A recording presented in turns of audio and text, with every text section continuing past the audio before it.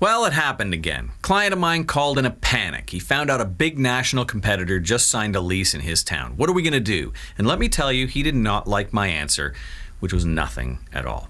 Now keep in mind, his reaction is perfectly reasonable. In his mind, something in the competitive landscape has changed. Thus, we need to change the marketing to reflect this new reality. Perfectly rational, right? Maybe.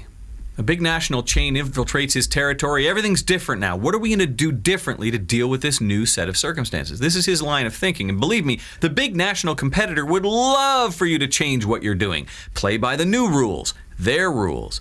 A new competitor is not automatically a good reason to change your marketing plan. I will now show you a list of the reasons why you should change your marketing strategy. Number 1, you have no plan. You've been winging it. Number 2, your plan was wrong all along. And that's the end of the list. But understand, this is a tough thing to convince a business owner who's afraid. New circumstances demand a new approach, right? Well, only if your current approach is wrong and always has been. The year is 2010 and my client is a family-owned building center in Sudbury, Ontario. Population 150,000. Client in a panic. Lowe's just announced their opening. What are we going to do? My answer, nothing at all. But they're coming here to destroy us. No, they're not. They're coming here to destroy the weak, those with no plan or those with a bad plan. And make no mistake, they're going to gobble up a lot of business in this town. They didn't come here to play.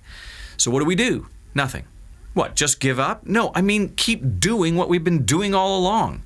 How can that be? Because our plan was already a good one and Lowe's doesn't change that. Here's what he thinks we should do, and I'm not making this up. This is what he told me we should do. We need to tell people about our selection.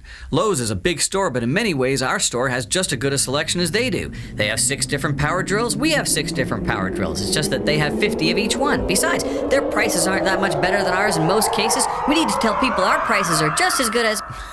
Can you just imagine the smiling over at Lowe's? This is exactly what they want. Make the local competitors play the game on Lowe's terms. Selection, price, 2 places they always win. Why do you think they're so successful? Because when they come to town, everybody stops what they've been doing and says, tell everybody we're just like Lowe's, only better. Guaranteed to fail. If you're planning on doing this stuff, just sell your business now. Don't wait for them to crush you. You've already lost. My advice was change nothing at all, because I'd spent the last 10 years building their brand on something other than selection and price. Why? Well, because you don't have to be the amazing Randy to predict that Lowe's will come to your town someday and try and beat you with selection and price. So what was my client's brand based on? Something real. Real matters.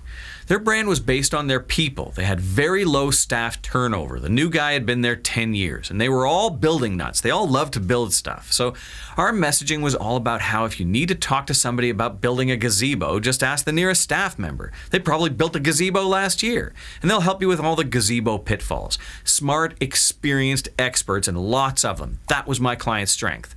Now consider Lowe's. They have lots of strengths, size, which means selection, and size, which means price. Now, where do they suffer? Well, when you have 100,000 square feet to manage, you need a lot of workers, and they can't possibly hire enough smart ones. There just aren't enough of them to hire. If you've ever been to one of these giant Boeing aircraft hangar-sized stores, you know most of the people in there are not experts in, well, anything. They can barely find the light bulbs if they work in the light bulb department.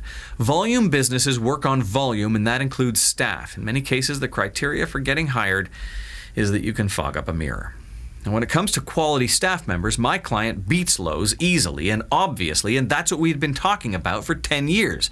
So what should we change it to now? Don't change a thing. Don't play their game. Lowe's is very good, but only at their game, and they'd love for you to play it. Don't. Play your game.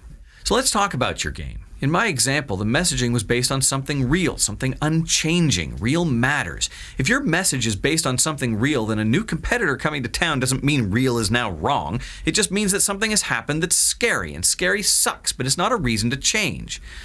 But if you've been doing it right all along, you need to keep doing that. If you've been doing it wrong all along, then yes, let this be your wake-up call. Change, but change in a strategic way, which means, for crying out loud, don't change your message into something that resembles a big national competitor. That's the only thing they're good at. Stop that. Very often, when a company doesn't have a strong plan, they simply look at what the large players do. This is a very dangerous path because inevitably, you'll discover a plan that works for a big business doesn't produce results with a smaller operation. If my building center had focused on selection and price, they'd be setting themselves up for destruction the moment Lowe's came to town. So you need to take a good hard look at what you're doing now. Winging it worked in the 90s, not anymore. You're in the big leagues now because everyone is in the big leagues now. You can hide under the radar for a while, but not for long. You don't have to go after them to get noticed. They're going to find you. So do you have a strong creative plan that can hold its own with a large national competitor? Just because they're not here now doesn't mean they won't be in a few years. The day to start winning this war is today. Begin the process of developing your own unique message. Do it now and get some help. You can't do this yourself. Get a head start on them. Get it working right away. Be months ahead of them if you can. Years if possible.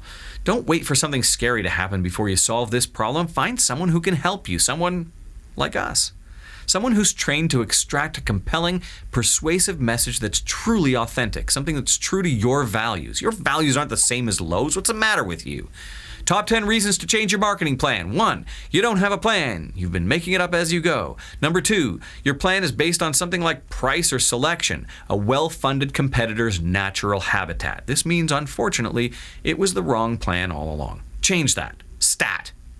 Wouldn't it be great to hear a new big competitor's coming to town and confidently say, "Great, bring it. I got you beat already." Find someone who can build you that plan and then stick to it forever. Do not deviate. Even if a big competitor comes to town, your message, your game, your rules, fuck Lowe's. I'm Mick Torbay, making the world a better place, one commercial at a time.